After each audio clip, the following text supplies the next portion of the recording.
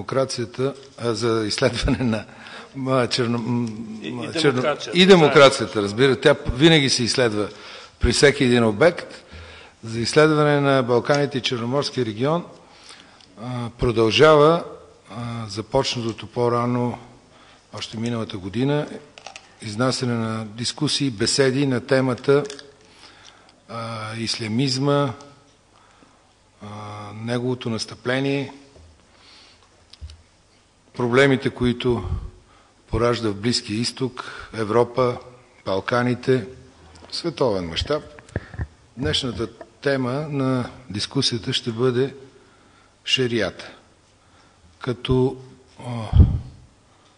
нещо, което е фундаментално в поведението и в философията на тези среди, които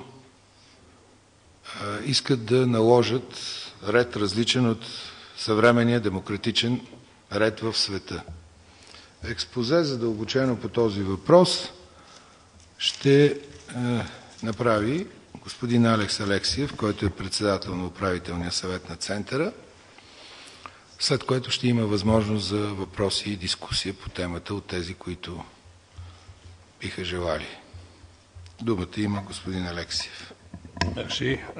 Между другото, аз нямам нищо против да ме прекъснете и ако имате въпроси, да стане по-скоро дискусия, отколкото един така монолог.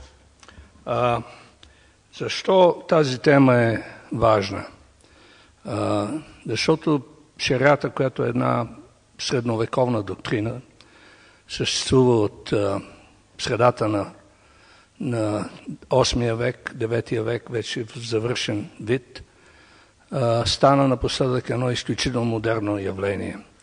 Модерно, защото той се превърна в, бих казал, в квинтесенцията на радикалния ислям. И днес трудно може да се разбере какво е радикалния ислям, дори какво е тероризма, ако не знаеме откъде той идва. И затова хората, които мислят, че това е една просто архаична историческа тема, грешат. В много държави в момента има радикални течения, радикални групи, радикални партии, които смятат, че шарията е не само миналото на исляма, но единственото възможно бъдеще на исляма. Затова е много важно да знаеме какво е това шарият. Предполагам, че всички знаете от училището, че това е мюсюлмански закон.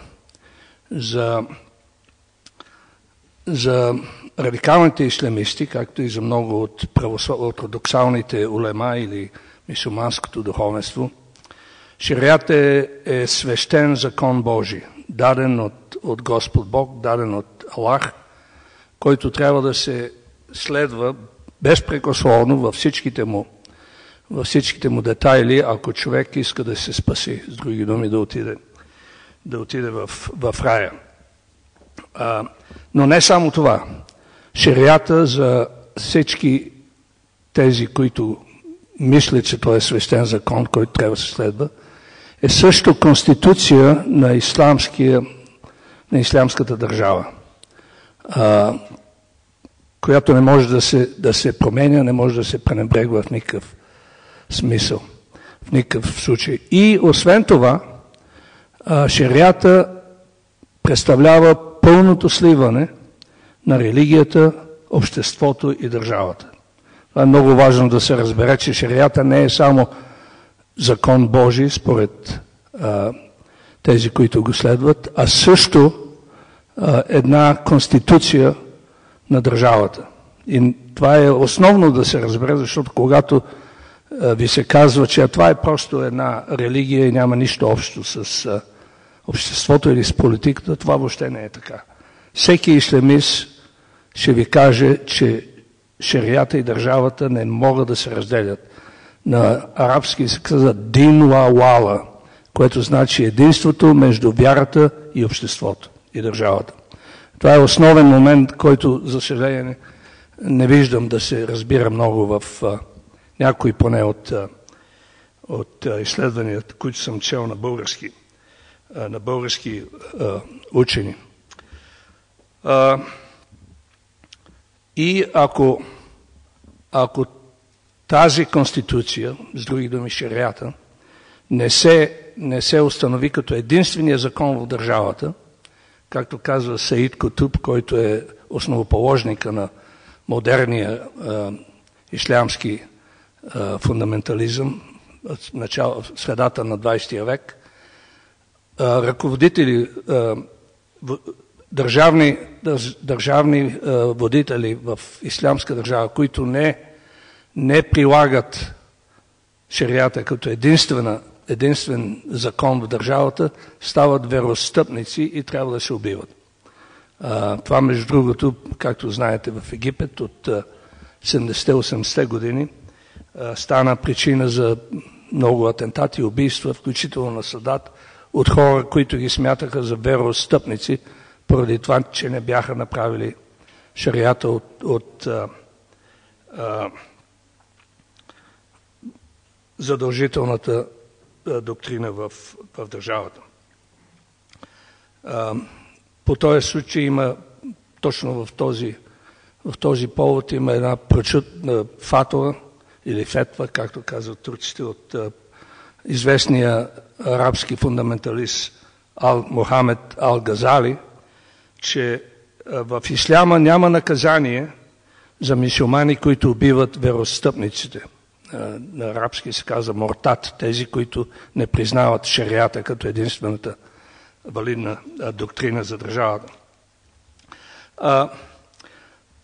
Нещо повече, шерията е абсолютно задължителна закон да се следва от всички мюсюлмани. И превърна се в главната идеология на радикалния ислямизъм. От друга страна, за умерени мюсюлмани, за реформатори, на ислямски реформатори, такива има много, въпреки че гласа им не се чува много добре, шерията въобще не е свещен Божий закон. Напротив, тя е една доктрина, създадена от хора, близо век и половина след Мохамед, и с цел да служи на политическите интереси на ислямски ръководители. И фактически започва от края на Умайядската империя и началото на Абасидската империя в 750 година. Нещо повече, шерията не е базиран основно на Корана, който е наистина свещената книга на мюсюлманите, а е базиран в повечето от случаите на вторични източници, като например хадита. За тези от вас, които не знаят какво е хадита, това са разкази за живота на Мохамед. В много случаи те са от вторична, даже бих казал по-второстепенна не само важност, но и не до там доказана правдивост. В хадита има около 4000 хадити, които се сметат за достоверни, а има най-малко 3 пъти повече, които не се смятат за достоверни. Много от тях са доказани, са достоверни, затова не са в тези компилации на хадита. Най-важното е, че в много отношения шерията противоречи на Корана. Ако знаете какво е Корана за вярващите мюсюлмани, ти нямаш право дори една запетайка да измениш в текста. А пък шерията открито противоречи на Корана в основни положения. Ви дам един-два примера. В шерията се казва, че за вероотстъпничество, с други думи, за отказване от Корана, наказанието е смърт без съд и присъда. В Корана се говори за 100 тояги за вероотстъпници. основна разлика.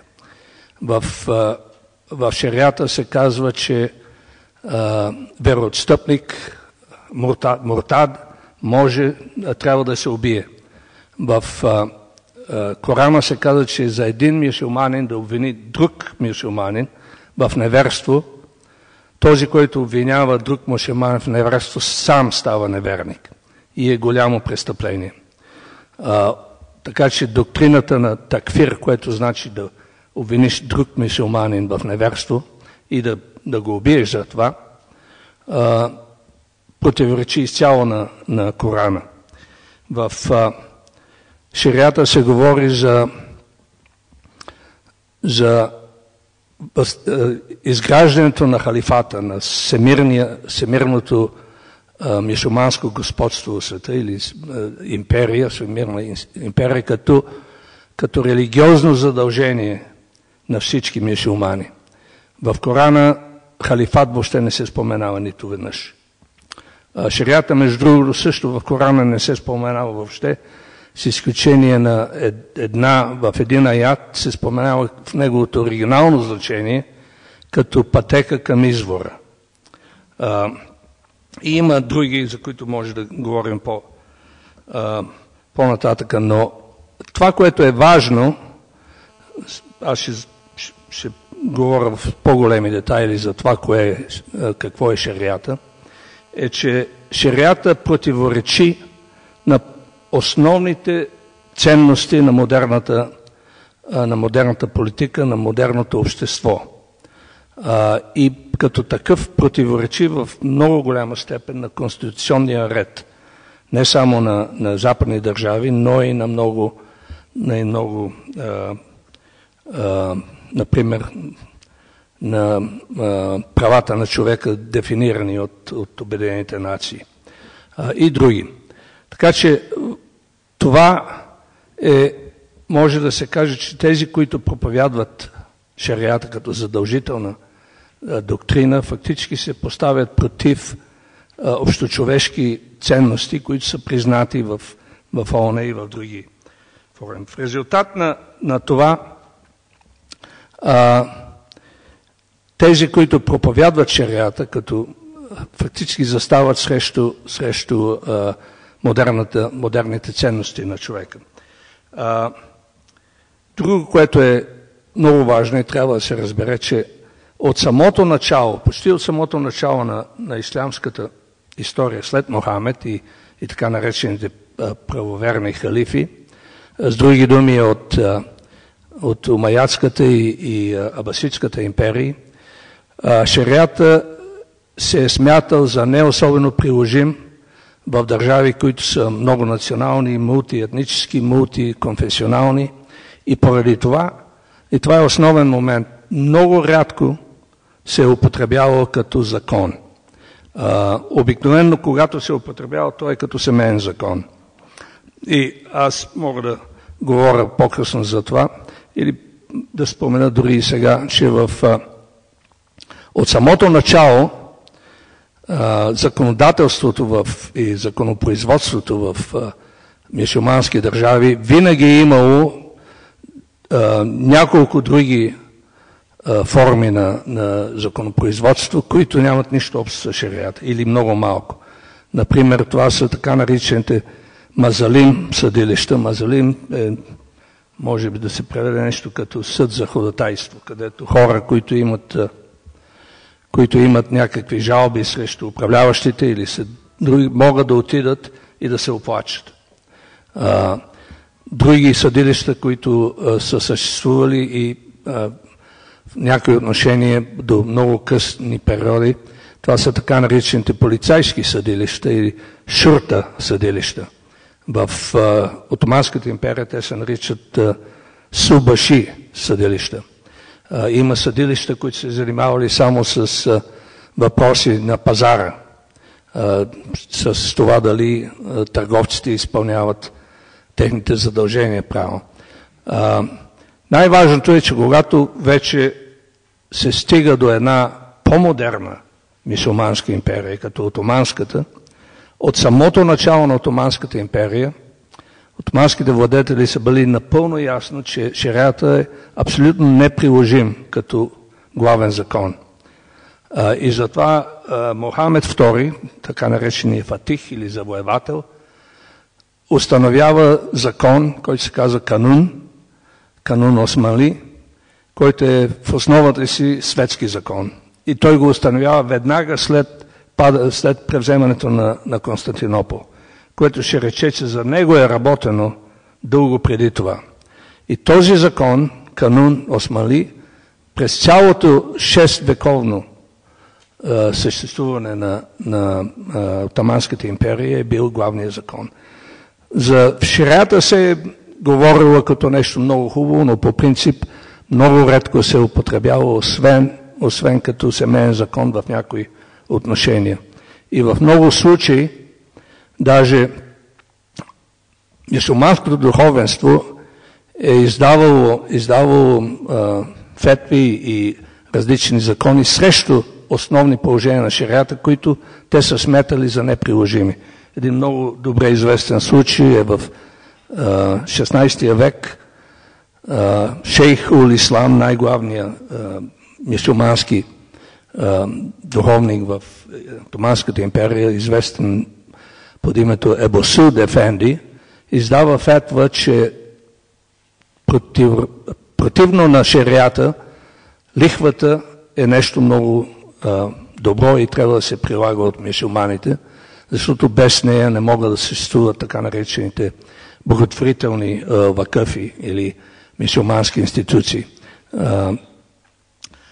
Така че след това за Могалската империя също. Могалската империя стига до там, че шериата бива забранен, понеже те виждат, че не може в една империя, в която мюсюлманите са били малцинство, индусите са били мнозинството, просто не може да се употребява подобен закон. И много от неговите положения на шериата се забраняват. С други думи, това, което наблюдаваме в момента, възкресението на шериата като едва ли не като главното знаме на ислямизма е абсолютно модерно явление. Шериата като такъв не е бил закон на една държава до Саудитска Арабия в началото на 20 век. 22 година, ако не се лъжа. 1922 година. От тогава, разбира се, има вече доста държави, в които той се практикува, или части от държави. Вие знаете за Иран, Пакистан, 12-те северни провинции на Нигерия практикуват шерия. Има една провинция в Малайзия, Судан и други има, в които частично се употребява шерията. Но важно е да се разбере, че това е едно абсолютно модерно явление, а не е нещо, което е исторически обосновано. Сега, какво точно е шерията? Бих казал една средновековна доктрина, която за даден период на мюсюлманското развитие може би е била актуална до някъде, въпреки че, както казах, не е практикувана. Но в момента тя е въобще неадекватна. Ще ви дам само няколко. Между другото, това е един компендиум на шериат по Шафи, 1200 страници, в които може да намерите абсолютно всичко, каквото търсите за всички сфери на живота, и е много интересно да го прочетете това, за да видите в какво вярват тези хора. Ще ви дам няколко от основните доктрини, които са в пълен разрез с модерните ценности. Един мюсюлманин не може да бъде осъден за убийството на неверник или вероотстъпник. Шериата го забранява това. Мюсюлманът може да има 4 жени, жената има право само на един съпруг. За да докаже, че е изнасилена, една жена трябва да разполага с 4 мъже свидетели. Ако не успее да ги намери, може да бъде убита с камъни за прелюбодейство. Мюсюлманската девица не може да се омъжи без разрешение на настойник от мъжки пол. Мюсюлманите, които отстъпват от исляма, автоматично получават смъртна присъда. Ако не могат да бъдат намерени и убити, техните бракове се анулират и наследството им се отнема. Жената наследява само половината от наследство на един мъж. При решаването на бизнес или свидетелство в съда, гласът на жената има само половината стойност от това на мъжа. Съдии в мюсюлманските държави могат да бъдат само мюсюлмани. Съдия, който не е мюсюлманин, може да отсъжда дела само при неверници, ако примерно в други, като така наречената система Милет. Осиновяването е забранено в шериата. Мъжът може да се разведе с съпруга си само като каже, че се развежда 3 пъти, а жената, за да се разведе, може да се разведе само ако мъжът й се съгласи и след като му плати известна сума.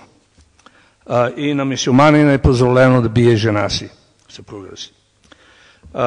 Това са основни положения, всяко едно от които е противоконституционно в почти всички държави в света в момента.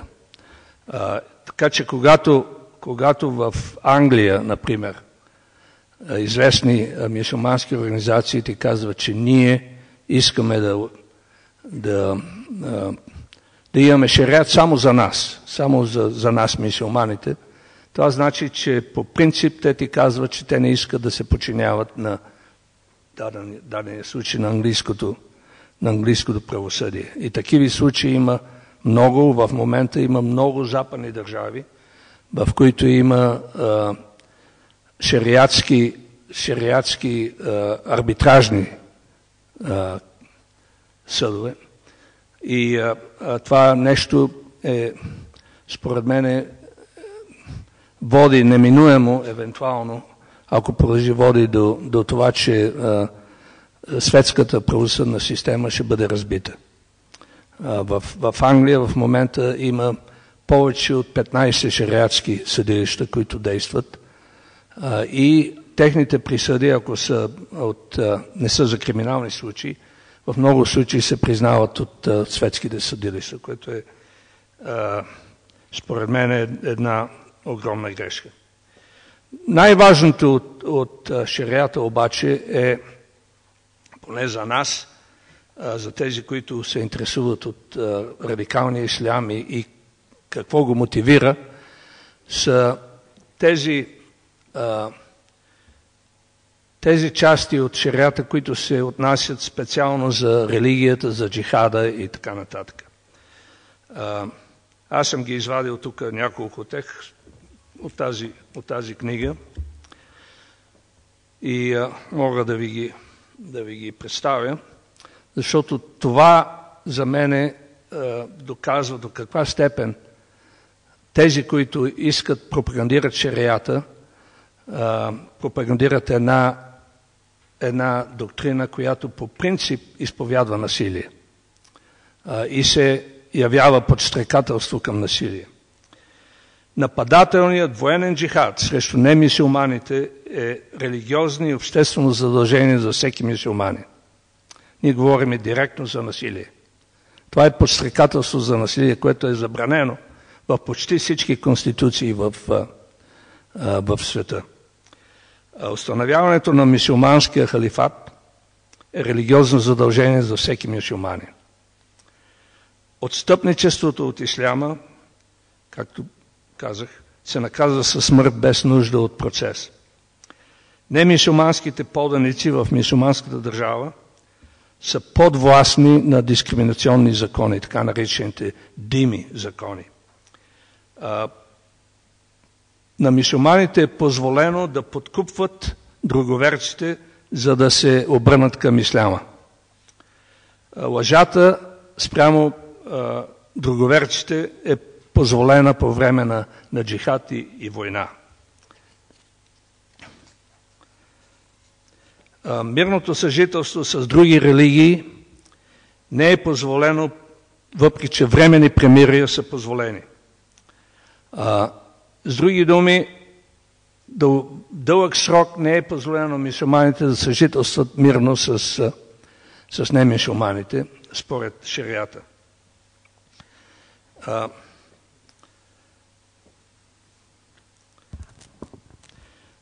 Това, както казах, доказва до каква степен шериата се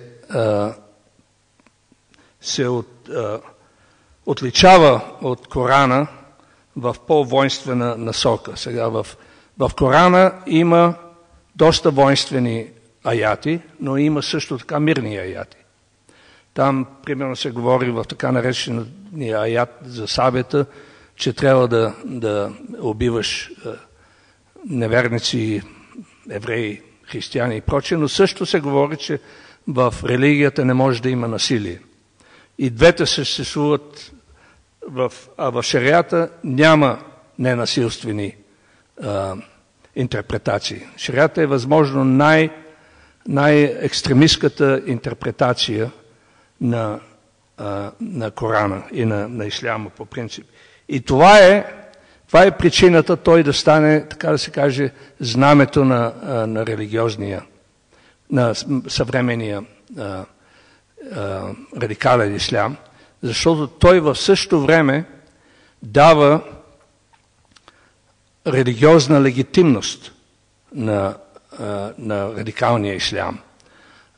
Тъй като много мюсюлмани, бих казал мнозинството, знаят само една част от шерията, на арабски шария, което е така наречен ибадат, или тази част на шерията, която се занимава само с въпроси на ритуала, как да се моли човек, къде да се моли, колко пъти и прочее, в които няма абсолютно никакви проблеми.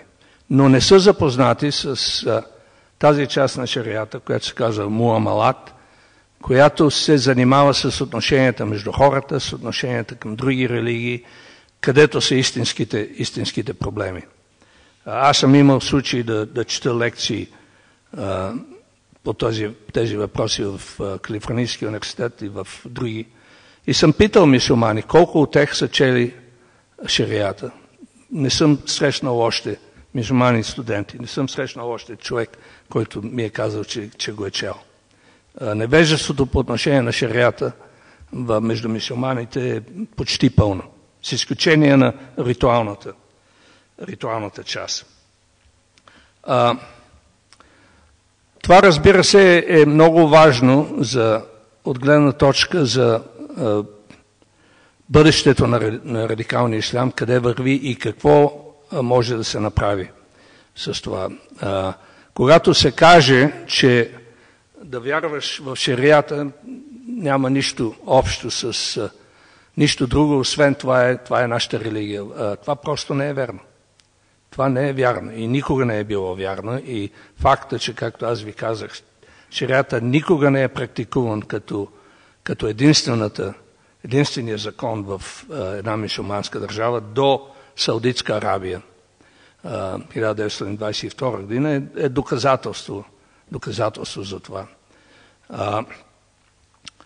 Въпросът е какво значи това.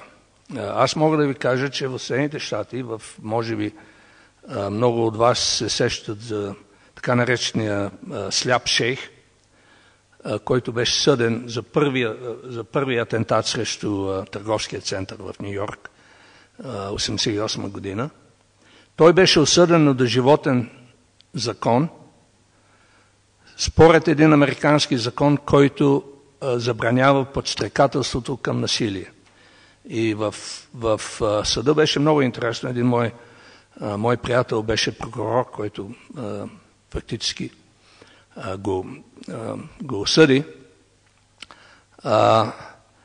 Той трябваше да докаже, че подстрекателството към насилие няма нищо общо с религията.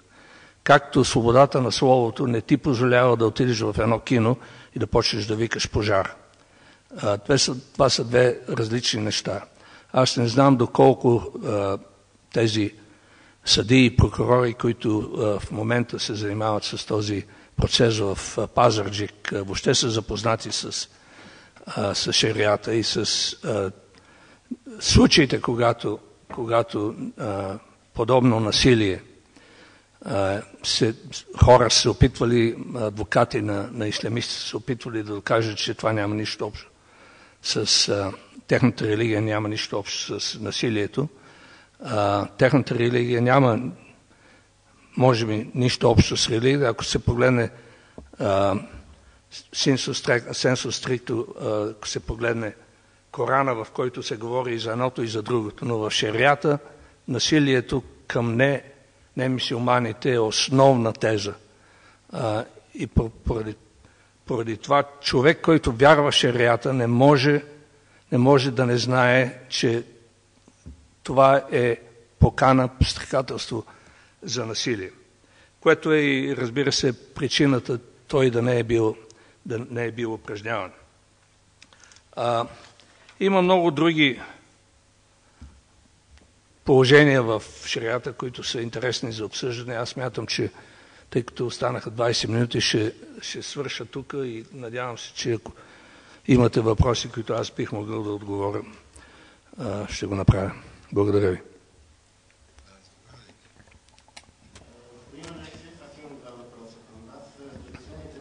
Както избухна арабската пролет, много се заговори за това, че Турция може да бъде модел за арабските държави. Съгласен ли сте с тази теза?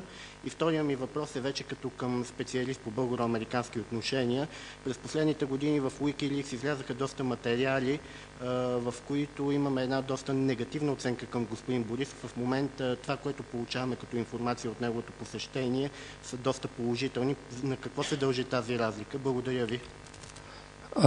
От гледна точка на Турция, аз съм писал най-малко по този въпрос, най-вече в американската преса и списание.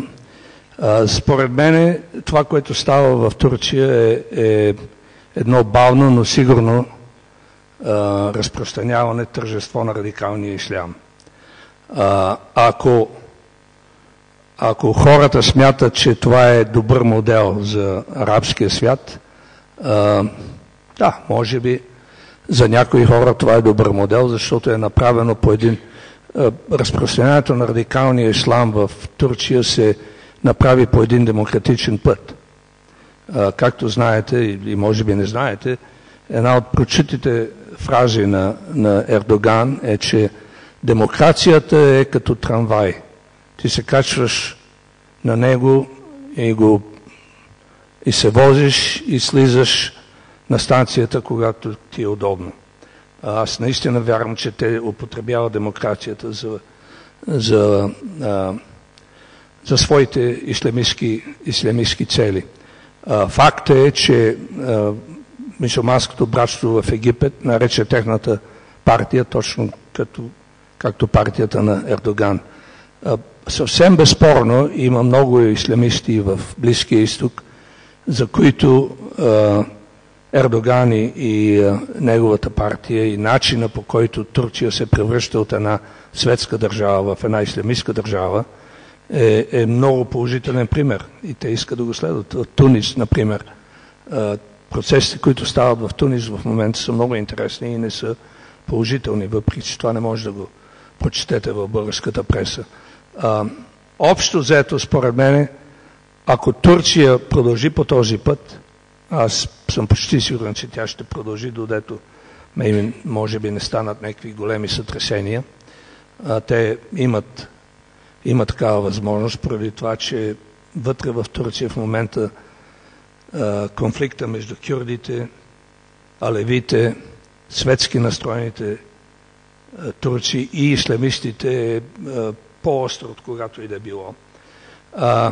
Но по принцип примера на Турция е много заразителен за исламисти и за съжаление моето тълкуване на нещата е, че целият Близък изток върви към тържество на исламизма. Това не се разбира, Съединените щати особено не го разбират или не желаят да го разберат. поради това, че Обама има една политика, която според мен е абсолютно неправилна. Но това е друг въпрос. Да, ако си ислямист в Близкия изток, пример на Турция е много добре дошъл и отличен за това как може да се ислямизира една светска държава по демократичен път. За втория ви въпрос нямам особено мнение. Знам какво е писано не само по блоговете, но и какво е писано от американското посолство по въпроса за въпроси, свързани с организираната престъпност в България и прочие. Не знам, не съм в Америка, не мога да ви кажа точно как е отразено това посещение на Борисов в Америка. Чувам, че има положителни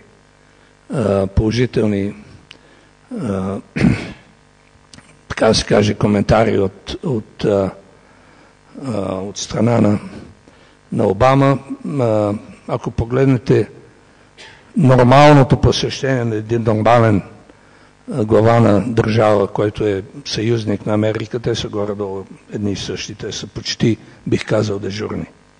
Верно, че за нас като малка държавица ние смятаме, че е много, много важно нещо, но лично аз не смятам, че това е нещо от катастрофална важност.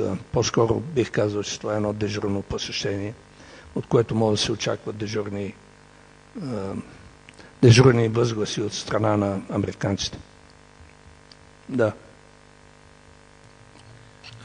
Господин Алексиев, нали, вие много добре познавате този свят и ислямски шариат и процесите, които в момента се развиват в арабските страни и като цяло в ислямските държави.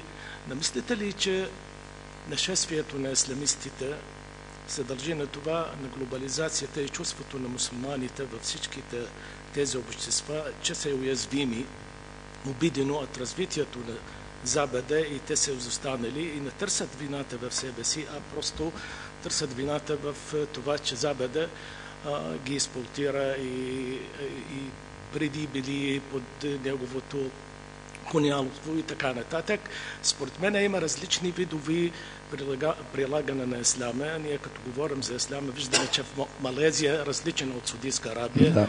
А в Саудитска Арабия е различен от това в Иран. Най-важното в момента е, че ние забелязваме, че има сектантското предпоставяне. Две недемократични държави в региона стимулират това предупорство между двете секти.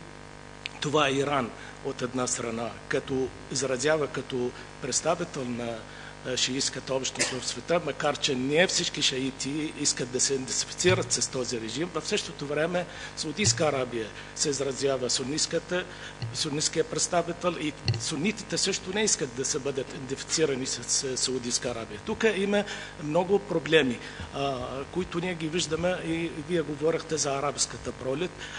Не мислите ли, че арабското общество трябва да премине това, което в момента и трябва да види наистина какво представят тези ислямисти? Ако те ще бъдат тласкани както до сега, никой няма да опознава това нещо.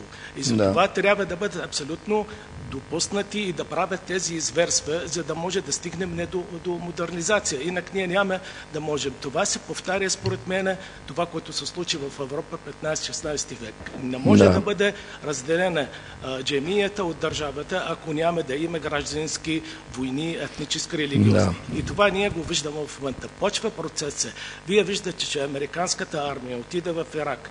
10 години нещата се връщат назад. Исламистите там водят дневния ред и за това ние трябва да гледаме на това, че не само отрицателно, а да видим това като положително. Това е промяна, която трябва да бъде. Да, аз съм съгласен с много от това, което казахте. Според мен анализът е точен, че преди в арабския свят специално да има шанс демокрацията, хората трябва да видят каква е алтернативата. Проблема защо исламизма има такава привлекателност. Защото до сега в почти всички държави, с изключение на Турция, която е друга категория, ние на Запада поддържахме различни тирани, защото бяха наши съюзници. Както казват в Америка, той е мерзавец, но той е наш мерзавец. Проблема с поддръжката на подобни, като Мубарак и прочие, е, че те не дадаха възможност на гражданското общество да се създаде. И когато няма гражданско общество и единствената алтернатива е мюсюлманското братство или ислямизма, тогава е съвсем ясно, че когато този сатрап изчезне и гражданското общество не е организирано, тези, които са организирани подмолно, както вие знаете, мюсюлманското братство от 28 година съществува, те фактически изплуват нагоре. Сега въпросът е дали този опит с радикалния ислям няма да накара тези общества да разберат, че демокрацията е единствения спасителен път. Би могло да се каже, че в дадени случаи това е така. Аз смятам, че ако утре, примерно, управителите в Иран по една или друга причина изчезнат или са свалени, Иран много бързо може да мине към демокрация, защото там има светско общество, което съществуваше преди аятолите, и там е едно общество на доста голяма степен на образование и да, може да стане. Вие сте също прав, че аз говорих общо за шариата и ислямското общество. Разликите са огромни. И саудитите, и иранците проповядват радикален ислям. В същото време те се мразят жестоко, не могат да се понасят. Но това не значи, че те са по-различни един от друг. От гледна точка на ислам. В Пакистан всеки ден радикални исламисти, талибани и прочие убиват шиитите. Даже искат да забранят шиитите, шиизма като религия, защото за тях това е вероотстъпничество. От друга гледна точка и Иран, и саудитите, и Хизбала, и Хамас смятат Запада и въобще светското общество за най-големия си враг. Така че картината е сложна, но ако има някаква надежда, това е, че след като минат през този, може би, необходим период на ислямизъм, както в Турция, аз съм сигурен, че когато исламизма в край на края ще бъде съборен, той ще бъде съборен неминуемо, няма да има много помен от него. Както когато падна комунизма, няма държава в Източна Европа, която да си спомня с голями благодарности за комунизъм. Просто това е нещо, което трябва да се изживее. За съжаление, народът ще страда от това. Ако погледнете Египет, прочетете една книга на Саид Кутуб, която се казва социалното justice, социалното в исляма, и ще видите неговите понятия за економика. Това е просто абсурдна работа. Абсурдна работа. Как ще ръководите тази економика с тези представи, въобще не ми е ясно, и затова аз не виждам абсолютно никакъв начин те да успеят да подобрят положението на египтяните. И рано или късно, може би вече започва, както виждате в Тахир с по-светски настроените хора, че те веднъж разбират, че тези хора никога не са имали някакви намерения да правят демокрация. Демокрацията е като трамвай. Взимаше да те докара до дето искаш да отидеш. Не е лесен въпрос. Ме интересува това как демократични общества, които имат дадени ценности, могат да ги защитат срещу ислямизма. Защото ислямизма е в много отношения, модерният ислямизъм не е въпрос на религия, а на една тоталитарна идеология. В много отношения той прилича много повече на комунизма и на нацизма, отколкото на традиционния ислям, който в много отношения, отоманския ислям, в много отношения не само умерен, а доста толерантен. Може да се каже без никакво преувеличение, че преди реформацията в Европа, католическата църква беше много по-нетолерантна, инквизицията и прочее, отколкото исляма. Това не значи, че това е било... Има много други проблеми с исляма, които просто са направили невъзможно развитието на Отоманската империя по едни развитие в смисъл на икономическо развитие и прочее. Това е друга тема, но може би сте прав, ако ви разбрах добре, че просто няма начин тези общества да не минат през този период на обскурантизъм. И да се надяваме, че няма да е много дълъг. Да, Юрий. Благодаря.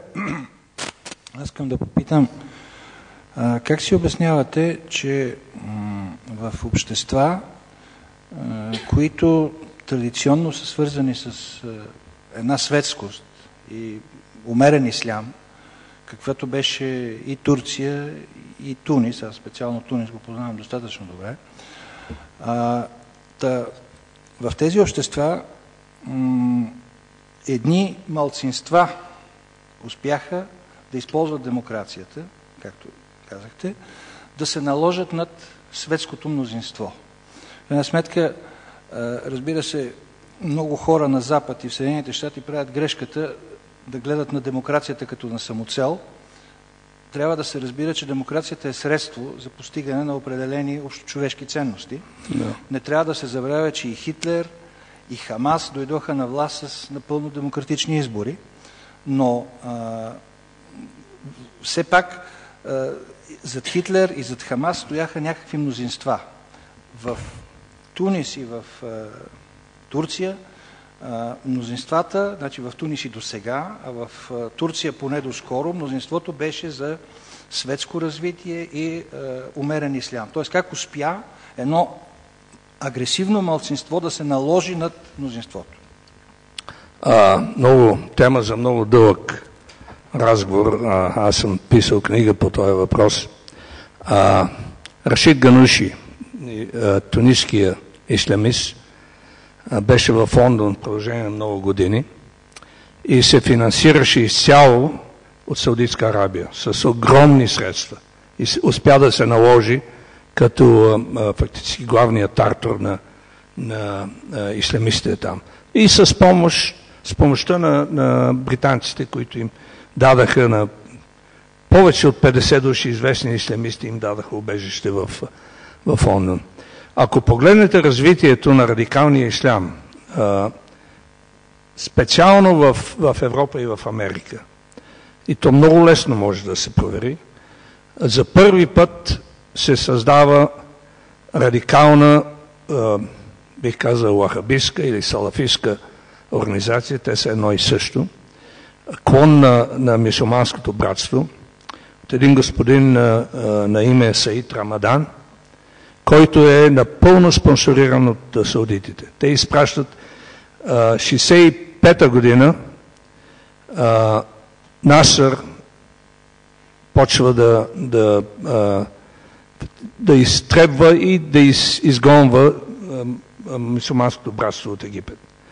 Над 2000 души са приети в Саудитска Аравия от мюсюлманските братя и там става една много интересна женитба или брак, ако искате, между организационният талант на братството, който вече е работил в подмолието в продължение на десетилетия, и саудитските пари. Саудитите от 1973 година и преди това, на 1983 година до 1980 година, техните доходи се качиха от 1 милиард на година до 100 милиарда за броени 7 години. И те започнаха да хвърлят огромни пари за износа на вахабизъм, радикален ислям, включително мюсюлманското братство в Европа. По техни данни, между 1973 и 2001 година, те са похарчили 80 милиарда долара за спонсорство на радикални ислямски организации. Като сравнение мога да ви кажа, че по времето на най-голямия, така се каже, най-добрия период на Съветския съюз, 1975 година, те харчеха около 1 милиард на година за пропаганда в западния свят, пропаганда на комунизма. Саудитите харчиха 5 пъти повече, без никой да ги знае. В момента в Европа няма град, в който няма вахабистка джамия или център на мюсюлманското братство. Те работят абсолютно заедно, синхронно. До голяма степен това е, което започна този процес, и в много от ислямските, мюсюлманските страни, до голяма степен пари от Близкия изток, от тези петролните държави, оказаха огромно влияние за развитието на радикалния ислям. В Щатите сме правили изследвания. В Щатите има около 2000 джамии в момента. От тях повече от 1200 се ръководят от мюсюлмански братя и саудитски пари. Не може да се отдели този процес без огромните пари хвърлени в това, и за съжаление американското правителство не желае да погледне в това. Въпреки че, както тук, огромното большинство американски мюсюлмани са хора, които са преуспяли. Средният мюсюлманин в Щатите има по-голям доход от средния американец, защото много от тях са професионалисти. Има само от Пакистан 50 хиляди доктори в Щатите. И большинството от тях са напълно светски хора, а в същото време естаблишмента на мюсюлманския естаблишмент е напълно в ръцете, не бих казал напълно, но большинството е в ръцете на радикални ислямисти. Това е парадокс, но може да се обясни само с това, че огромни пари се хвърлиха от страна на Саудитска Арабия и други, които искаха фактически да експортират този радикален ислям. И това продължава до ден днешен. 20 хиляди радикални мадраси има в Пакистан. Повечето от тях, може би 15 хиляди, са директно спонсорирани от Саудитска Арабия. Въпреки че те са делбани. Но братовчеди така, може би не е отговор точен на твоя въпрос, Юрий, но не може да се разбере проникването на радикалния ислам, особено в немюсюлмански страни, без да се проследят откъде идват парите. Мога да ви дам примери за Босния. Те са много добре доказани, не е тайна, знае се, въпреки че никой не желая да говори за тия работи. И ако мислите, че тези работи, които стават в България в момента, където една циганска махла изведнъж става напълно ислямистка, че това става без пари, лъжете се. Това става с много пари и организация и изпращане на младежи да им се промиват мозъците по различните институции в Близкия изток, които се връщат в къщи и казват на майка си и баща си: вие не сте истински мюсюлмани, защото не мразите неверниците. И подобни работи. Това са трудно може да се разбере. Тези процеси се разберат, ако не разберете, че Вакъф Ислами, например, радикална вахабистка организация, базирана в Айндхофен, в Холандия, свързана с тероризъм, доказан от холандските разузнавателни служби, и се разрешава да шета по България както си иска. И да, преди 2-3 години бяха правени обиски, намират половин милион евро в дома на някакъв имам. Откъде идват тия пари? С половин милион евро ти можеш да купиш 10 села. Не едно. При тая беднотия и трагедия, която е там. Така че аз не съм от хората, които не взимат под внимание влиянието на тези огромни парични средства, които идват от дадени центрове. Да.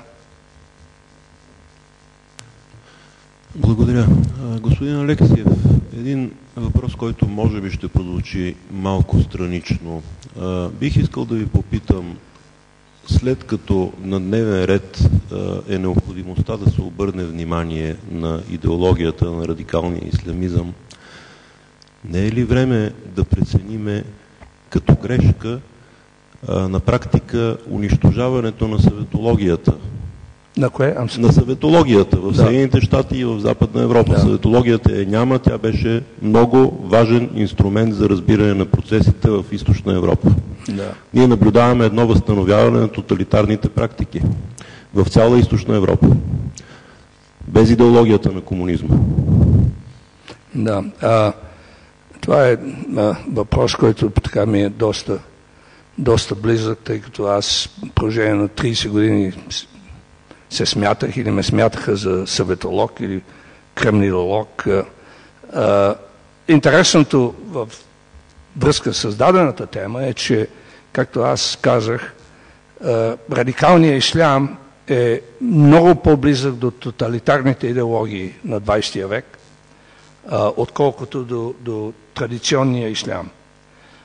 И за да се разбере той, трябва да се разбере тази близост. Ако погледнете идеологията на най-добре обяснена или разпространена от Саид Кутуб и Абул Ала-Маудуди, в нея има 4 положения, 3 от които са директно заимствани от тоталитарните идеологии. Идеята за вътрешния враг, други мюсюлмани, които са вероотстъпници, понеже не налагат шерията или са умерени. Идеята за външния враг, Запада, с който не може да се съжителства мирно, трябва да бъде унищожен, директно заимстван от идеите на комунизма. И идеята най-важната, за която много малко хора говорят, но е отлично застъпена в книгата на Саид Кутуб Milestones, пътеводители, както пътник. Моля? Километрични камъни, да. За ислямистският авангард. Авангарда на ислямистите, както Ленин беше казал, че пролетарията е най-прогресивната класа, но те имат не са наясно с собствената си прогресивност, имат фалшиво съзнание. Същото нещо казва Кутуб. Мюсюлманите са, разбира се, най-прогресивните хора, би трябвало да бъдат, но на тях им трябват ръководители като мене да им покажат тези пътни камъни, за да стигнат до целта си. И в момента Юсуф Ал-Карадави, който е най-важният идеолог в исляма в момента, е точно разпространено на тази идея. И тук вече конспиративното ръководство на радикалния ислям, особено мюсюлманското братство на Запад, както и не може да се разбере без да се разбере тоталитарната идеология на комунизма. Смятам, че ще ни изгонят тук. Мишо или? Моля? Да. Не, ако има някой нещо последно и да... Да. Заповядайте. Благодаря за възможността. Мен ме интересува един въпрос. Как е възможно в съвременните европейски страни да се проявява такава толерантност към религия, която очевидно прокламира мракобесие? Примера с Англия, който вие посочихте, за мен беше огромна изненада да разбера, че английските съдилища приемат издадени присъди от шариатски съд. Да. Въпросът е уникално. Да. Това е според мен болестта на демокрацията, че тя не знае как да се защитава. Толерантност към абсолютно нетолерантните не е толерантност, а точно обратно. Това е едва ли не предаване на подобни обратни ценности. За съжаление, ние като общество, като западно общество, защото никой не трябва да има съмнение, че България е част от западното общество, особено за ислямистите, ние сме част от неверниците, от тези, които трябва да се унищожат.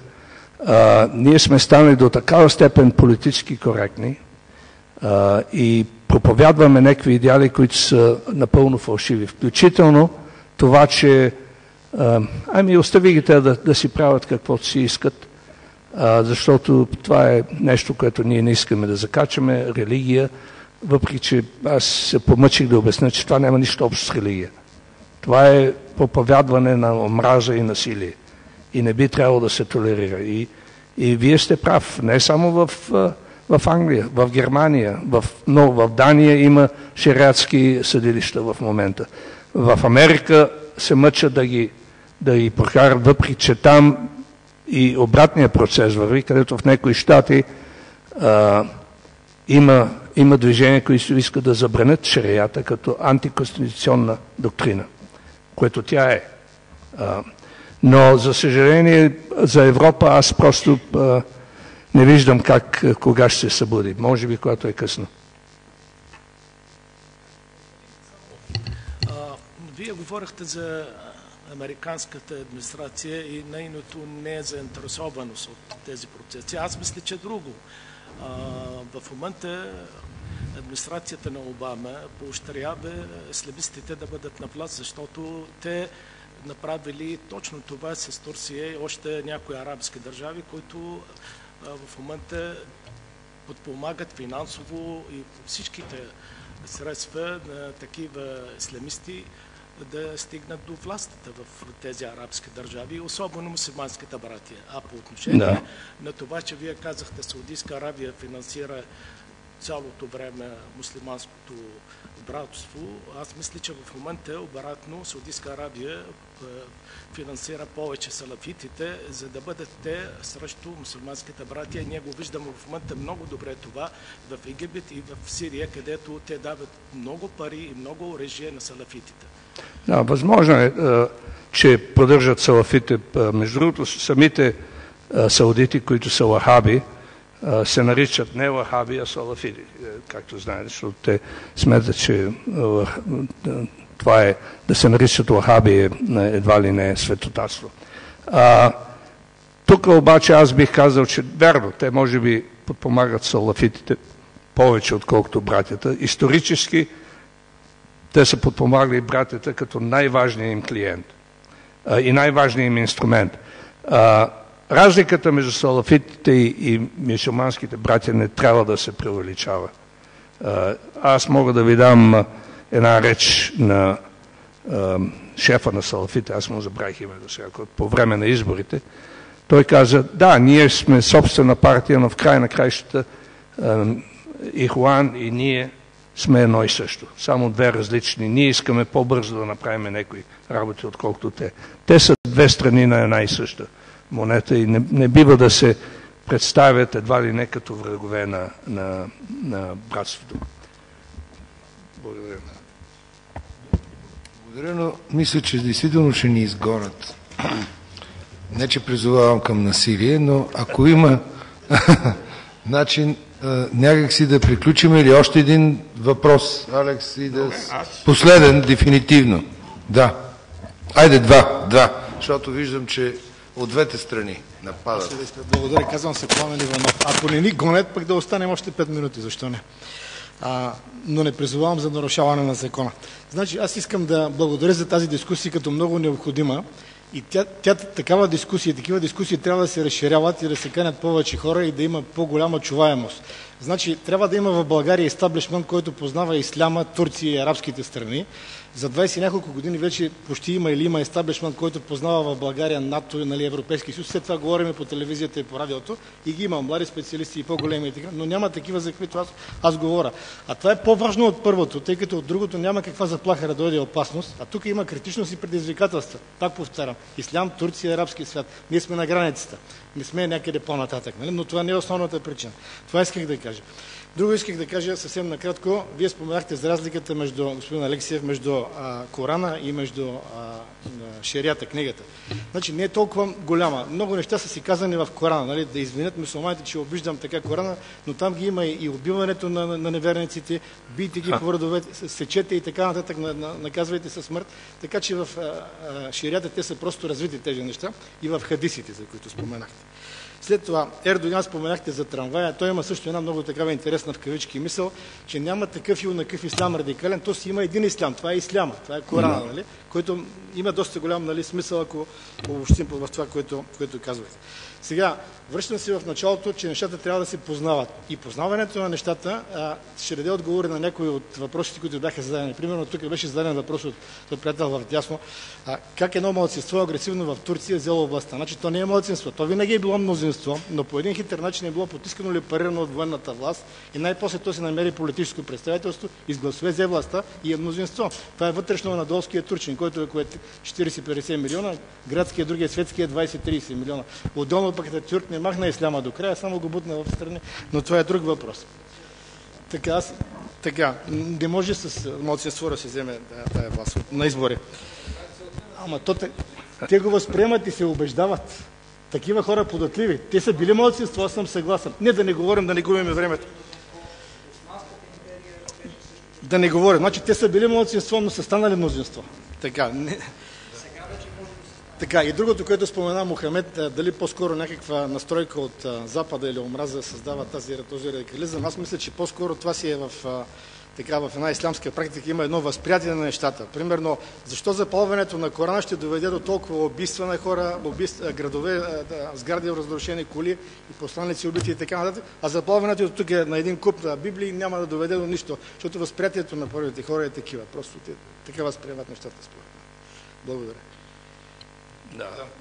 Последен въпрос. Или изказване. Как?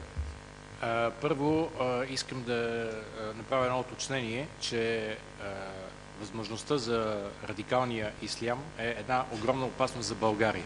И да върна цялата дискусия тук на наша земя и конкретен въпрос към господин Алексиев, за да не губим време. Каква е вашата оценка за ролята на ислямистските благотворителни организации от Саудитска Арабия, Катар, за дейността им в Европа, конкретно за България, конкретно финансиране на различни благотворителни акции и впечатлението, лично моето, че отварянето на всяка една държава, има предвид конкретно ислямски държави, към благотворителност, идваща от Саудитска Арабия, Катар, след години, конкретно в Сирия, след години създава проблеми етнически, вътрешни и не искам да се спирам за проблемите в Европа и в Щатите в това отношение. Да, безспорно. Аз съм един от не много хора тук в тази държава, който съвсем определено е говорил за това, че България е заплашена от ислямизма. За разлика от всякакви професори и професорчета, които се опитват да ни внушат, че това е всичко фантазия. И това, между другото, е много тревожно. Когато на мене ми казва един професор в Новия български университет, че вижте, шерията не съществува като текст. Това показва такова невежест. И този човек преподава на студенти в България за ислямизъм. Да не говорим за политиците, които въобще не искат да пипнат този въпрос. За благотворителните организации, какво да ви кажа, аз надявам се скоро ще излезне книга на български, моя, за радикалния ислям, в която имам цяла глава за това. И то за всички тези. Аз съм ги изследвал, разследвал в няколко европейски държави, познавам ги много добре. Те са това, което са. Те са подмолни организации, които целят да разбият западното общество отвътре. И те го казват съвсем открито. Това не е нещо измислено. Ние като демократично общество трябва да сме бдителни. Едно общество, което не е готово да защити ценностите си, не заслужава да ги има. И в този контекст искам да подкрепя идеята на колегата, който преди малко се изказа, за крайната необходимост да се създаде... се представили? Христо Петров, съм журналист, специалист в близки изток. Необходимостта да се създаде някакво... то не е организация, но някаква наша близост, за да може да отстояваме и да едюкейтваме обществеността от тази опасност. Тъй като всеки един ислямист се бори за ума и сърцето на всеки един мюсюлманин. Така е, но за съжаление не го виждам. Тук стои Владо Чуков, който написа, според мен, може би най-интересната книга за идеологията на джихадизма, но кой в чужбина, ако не е на английски, никой не знае, че това нещо още съществува. Би трябвало тези от нас, които се интересуват от тази тема и които мислят, че България е заплашена от нея, да се организират по някакъв начин и да станат един глас, поне между много други гласове, защото от другата страна гласовете са много по-активни и се чуват повече, отколкото хора като мене, които мислят, че наистина трябва да се съобразяваме с тази опасност. И срещу мене седи Калин Манолов, който преди 5 години, преди да му затворят списанието, дръзна да публикува един материал за финансирането на ислямистки организации на български. Това беше преди 5 години, неща, които се случиха след това. Но вече му няма списанието. Списанието го няма, финансирането продължава. Но Калин е все още тук, така че има надежда. Така е, затова сме се събрали. Благодаря. Благодаря ви и довиждане.